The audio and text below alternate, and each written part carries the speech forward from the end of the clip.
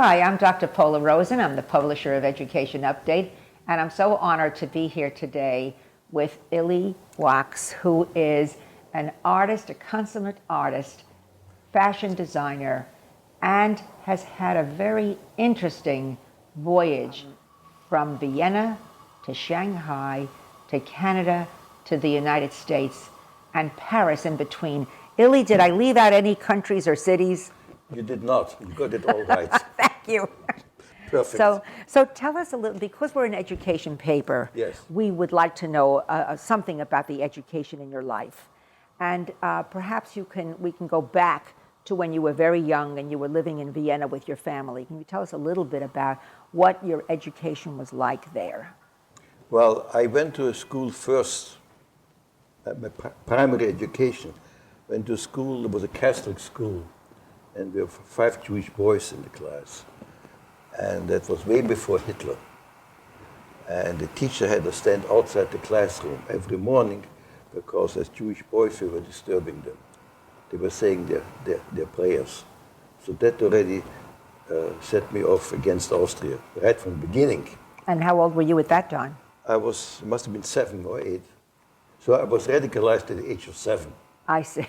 So, but after the morning prayers, were you allowed into the class? We were back allowed into class. And Okay. the class ended. They were all ganging up on us, but I was a fast runner, so I always got away. Right. Then I went to a school after that. It was for all Jewish students, but the teacher was not.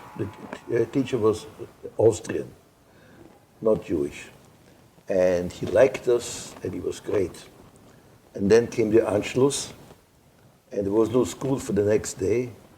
And the day the school opened again, we came to class, and there the teacher showed up wearing a red armband with a swastika. Yes. And telling us, you're guests in this country, and you have to behave like guests. We looked at each other.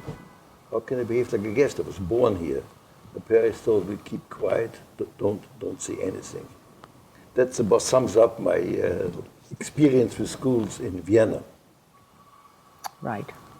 So then, at the age of around 12, yes. I believe, yeah. You went to Shanghai. Correct. And indeed, that forms the basis for a book that Ilie wrote with his sister, Deborah Strobin, who lives in California. And it's an uncommon journey, and it certainly is uncommon because they went from Vienna to Shanghai and then to America, all in the name of peace and searching for a life where they could express themselves. Am I right in saying it that way? Yes. So tell us a little bit about what was it like to suddenly, at the age of 12, be told you're leaving your home and you're going to a strange city far away where people speak Chinese? It was a culture shock. Actually, more of a culture shock for my parents than for me. After all, when you're 12, everything is an adventure. Everything is fun. Yes. So it didn't have that effect on me at all. But I remember when we came to Shanghai, we went to school right away, English school, English-speaking school. And none of us spoke English. We all spoke German. The teacher spoke only English to us. I remember for about 2 weeks, we sat there and looked at each other blankly. And after 2 weeks, we began to understand a little. You begin to understand a language when you're able to differentiate the sound. It isn't just one long sound. Once you begin different sounds, you begin hear words and language, and after a while, we spoke the language. Now, did you ever learn to speak some Chinese? A little bit, but not well.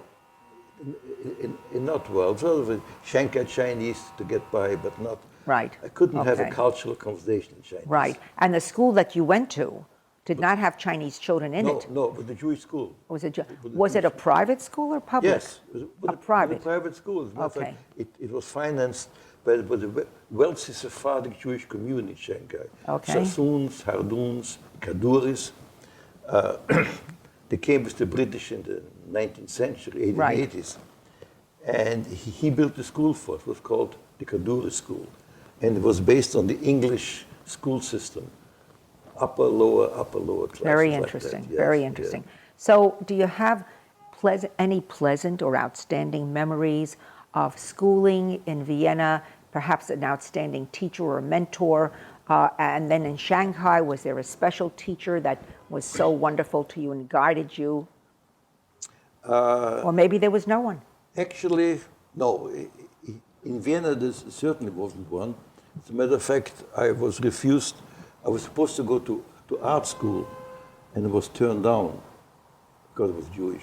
In Vienna. In Vienna. That was before Hitler. So, And in Shanghai, no, I cannot think. Yes, there were some teachers who were helpful, but better teachers than other teachers, Right. for instance. Right. But I can't say that any of the teachers that I had in Shanghai guided me towards my future. So how did you end up going in the direction of art? Well, during the war, I left school at the age of 15 and worked as a tailor, became a tailor, because my father always felt that you should have a profession. You should never have to use it, but you should know it just in case. Right.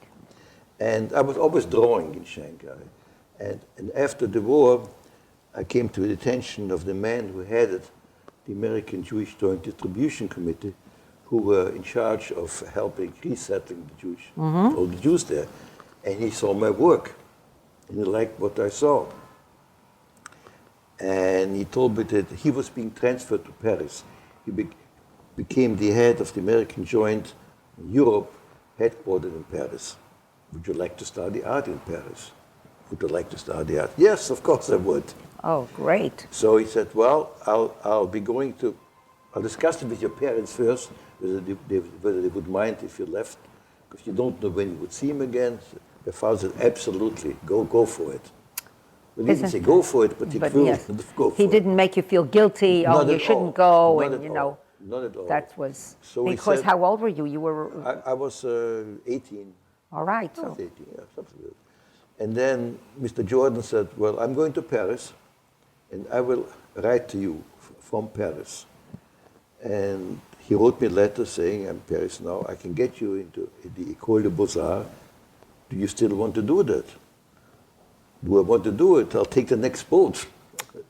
Yes, so that's I got the acceptance to go to the École des Beaux-Arts. Right. And that's how I wound up in Paris, studying art. and you were there for about 2 years. You 2 stayed years, there. Who right. did you live with? I had a room on the left bank with a Jewish family. Okay. And that was very nice. Did you wear a little beret? No, I did not wear a beret. No, I didn't wear a beret. Did a lot of other things, but I didn't wear a beret. Okay. But I'm looking around at this wonderful room, your home, and I see magnificent works of art, and I'm assuming that these are your works of art. Yes. And are these the kinds of things that you learned to do in Paris? No, not really. Not really. In Paris, I went to art school where we did realistic painting. Mm-hmm. That came later, that evolved later. Okay. So Paris got you on the direction of realism. That's right. And realistic painting. Right. And also, when they came to the end of my scholarship, Mr. Jordan said to me, well, what would you like to do with your life? And I realized as a painter, I wouldn't eat regularly. I felt I should eat at least 3 times a day. Okay, all right. So he said, what would you like to do for a living?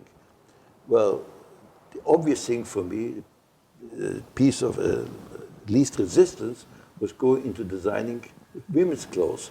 Since I knew how to draw, I was a tailor.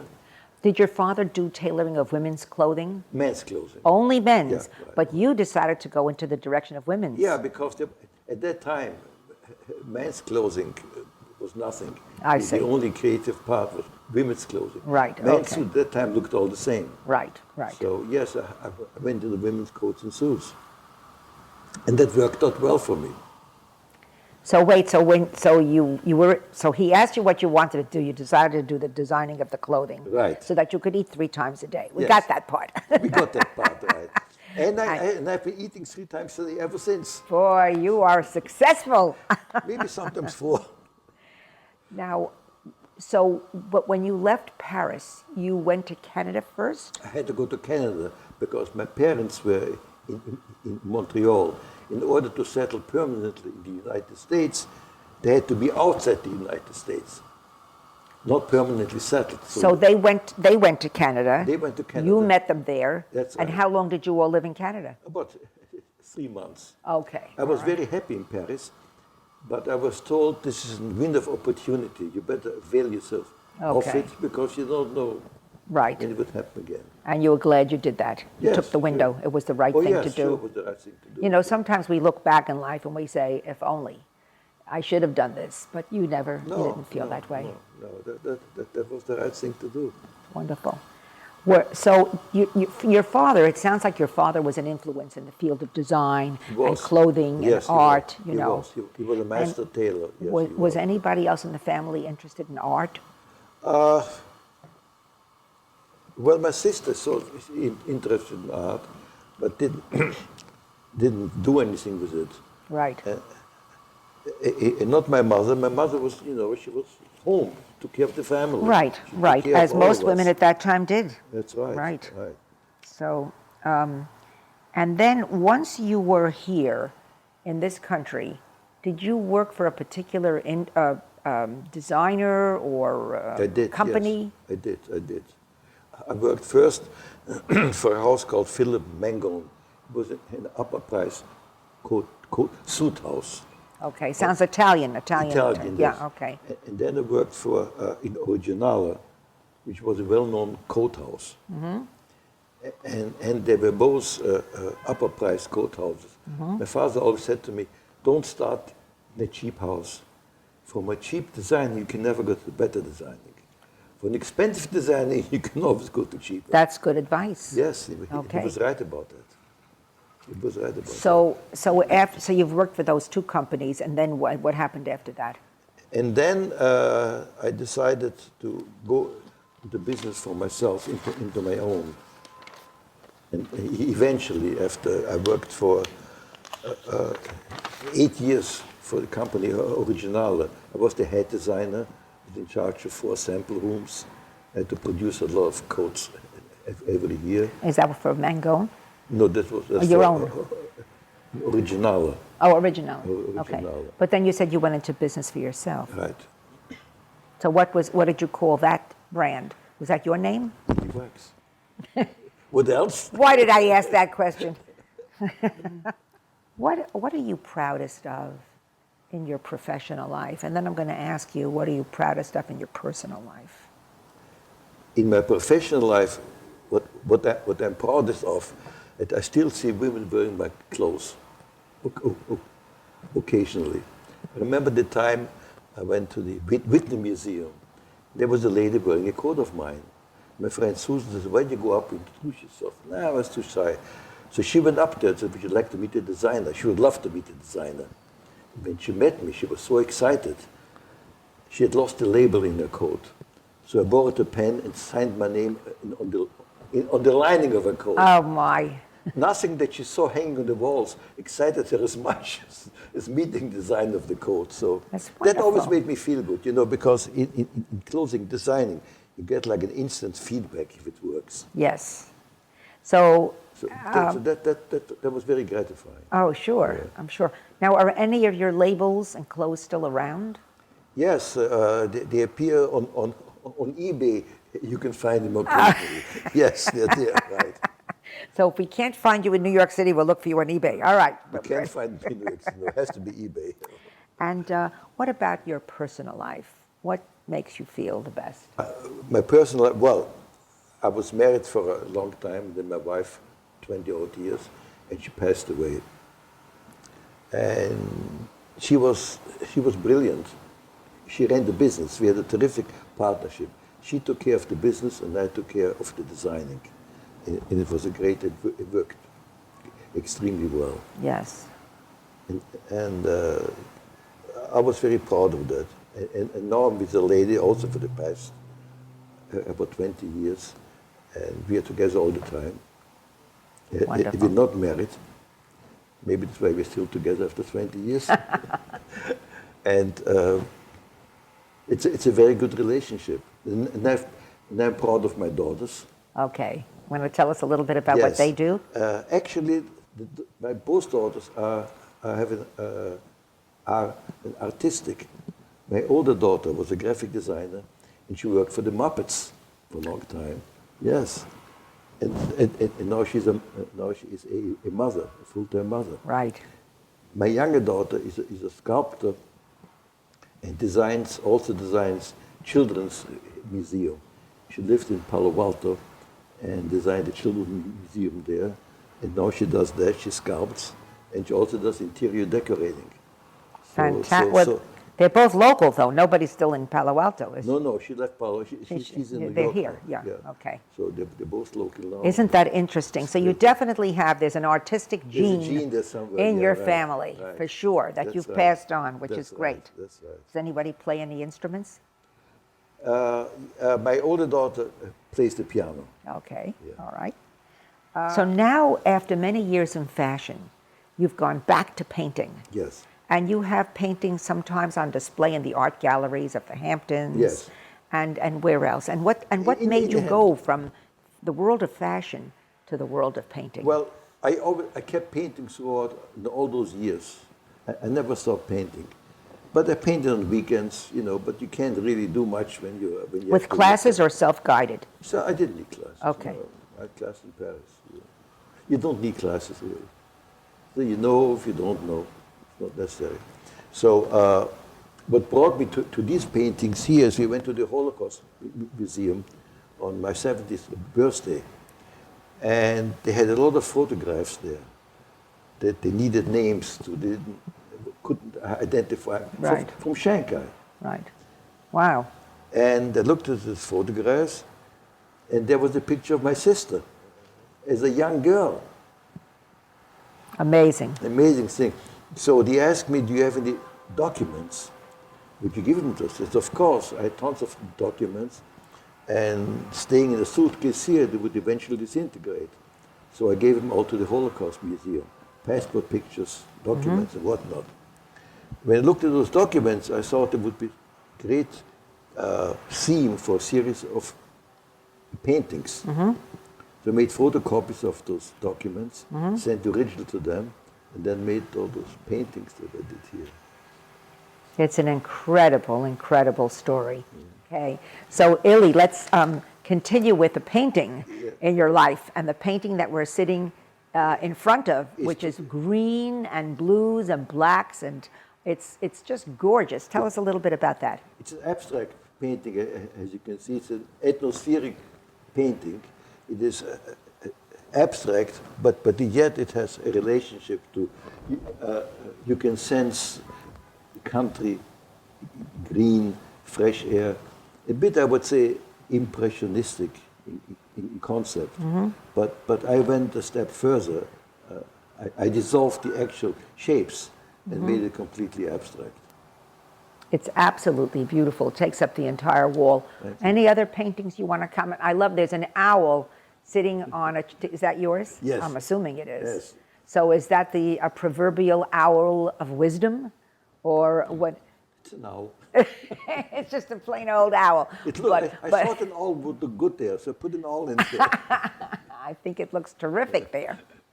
So, and the painting here okay. is related to what I was doing as a designer. These are bits and pieces of patterns. Right, right. What is your favorite museum to go to? And I'm not limiting you to the United States.